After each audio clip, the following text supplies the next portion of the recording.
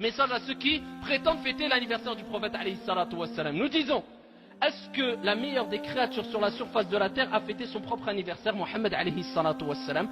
Aucune preuve, bi-ijma'il ulama, à l'unanimité des savants, aucune preuve est apportée, même faible, même daïf, que le prophète a fêté son propre anniversaire.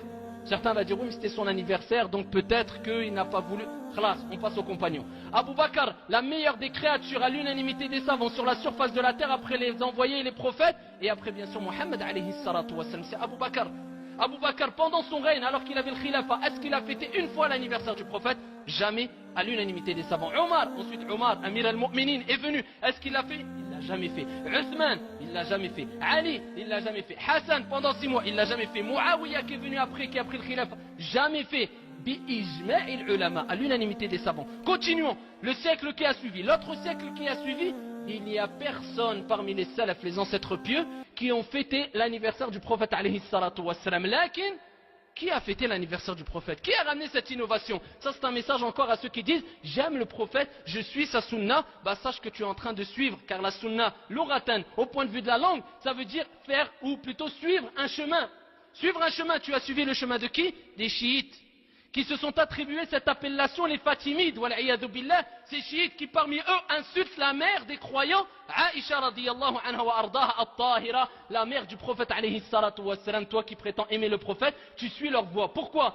La majorité des savants ont rapporté que cette innovation est parvenue à l'an 6 ou 7 de l'Hégire ayyuha al-ahbab, et qui a été instaurée ayyuha al-ahibba, par qui? Par un chiite. C'était par des chiites qui se faisaient appeler les Fatimides. Et ensuite, qui a repris cette innovation? Certains soufis. Et qu'est-ce qu'ils faisaient pendant cette journée-là? Pendant la naissance du prophète alayhi salatu wassalam. Et regardez ayyuha al-ahbab dans Tarir, dans ici l'histoire, et regardez avec précision qu'est-ce qu'ils faisaient? Du gaspillage. Du gaspillage sur gaspillage.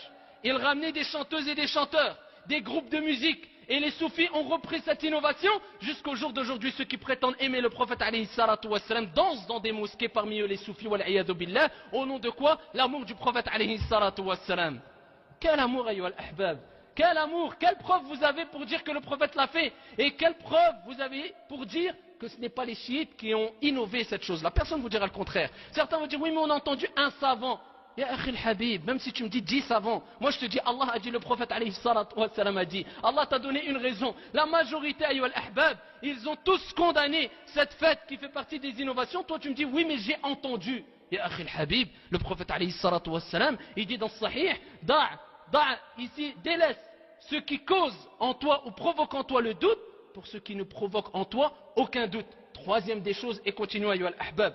Combien de fois, ayyuha al-ahbab, ou plutôt Ibn Kathir, rahimahullah ta'ala, il a rappelé aussi que c'était une innovation. Ibn Kathir, le grand exégète du Coran, ayyuha al-ahbab, il rappelle dans plusieurs paroles que c'est une innovation. Donc certains qui vont expliquer certains versets coraniques en disant ça, ça veut dire la naissance du prophète, l'anniversaire. Nous disons, un des plus grands exégètes du Coran dit que c'est une innovation. Regarde dans Al-Bidaya wa Nihaya, et c'est dans ce livre-là que Ibn Kathir, rahimahullah ta'ala, a rappelé que ça, c'était une pratique des chiites, des fatimides, wal'iyadu billah. Cinquièmement, ça les a poussés à interpréter non seulement des versets coraniques, ayyuha al-ahbab, mais ça les a poussés à oublier le vrai amour. C'est quoi le vrai amour? Le fait d'aimer vraiment le prophète alayhi salatu wassalam, ayyuha al-ahbab, c'est de fêter l'anniversaire du prophète alayhi salatu wassalam. Khalas. Les gens vont dire on comprend plus rien. Écoute bien, le prophète, est-ce qu'il a fêté son anniversaire? Pas comme eux ils l'entendent et comme eux ils l'ont compris. Est-ce que le prophète alayhi salam, il a fait quelque chose de particulier pendant cette journée-là? Naam. Mais qu'est-ce qu'il a fait alors? Éclaircissons la chose. Le prophète alayhi salatu wassalam, dans un hadith authentique, a été interrogé et il lui a été demandé pourquoi ya Rasulallah tu jeûnes ce jour-là? C'était un lundi. Car les récits prophétiques authentiques nous rappellent que le prophète est né lundi. Ils ont dit pourquoi tu jeûnes le lundi? Le prophète alayhi salatu wassalam a dit alayhi salatu wassalam, c'est le jour où je suis né. Et qu'est-ce qu'il faisait? Il jeûnait le lundi. Donc toi qui prétends aimer le prophète alayhi salatu wassalam, mais tu veux fêter sa naissance, fête sa naissance avec le jeûne. Mais pas une fois dans l'année, pas une fois dans le mois, pas une fois tous les 6 ans, mais toutes les semaines. Voilà comment le prophète alayhi salatu wassalam a fait ou a réagi lors de ce jour-là, le lundi qui est le jour de sa naissance. Tous les lundis, le prophète il jeûnait. Amma cela, jamais il jeûne le lundi, mais par contre une fois dans l'année, ils disent on veut se rapprocher d'Allah Azza wa Jalla à travers la biographie du prophète. Ya akhi al-habib, tu penses au prophète qu'une fois dans l'année? Tu penses au prophète qu'une fois dans l'année? C'est comme ceux qui disent la fête des mères ou bien la fête des pères. Et beaucoup nous posent la question, est-ce que c'est autorisé la fête des mères? Est-ce que c'est autorisé la fête des pères? Nous répondons avant tout comme nous avons dit. Ici, le prophète a dit on a 2 fêtes, on n'en a pas plus, ou 3 par rapport au jour du vendredi. Certains vont dire donc ça veut dire vous ne fêtez pas la fête des mères, vous êtes dur envers vos parents. Excusez-nous avec tout le respect qu'on doit aux non-musulmans et envers les musulmans qui se sont égarés malheureusement. Nous, quand nos parents ont 90 ans ou 100 ans, s'il faut les faire vivre chez nous et leur donner la meilleure des pièces au sein de notre demeure, on le fera et on ne les mettra pas en maison de retraite. Nous, avec tout le respect qu'on doit aux musulmans qui sont égarés et aux non-musulmans, nous, la fête pour nos mères et nos pères, c'est tous les jours.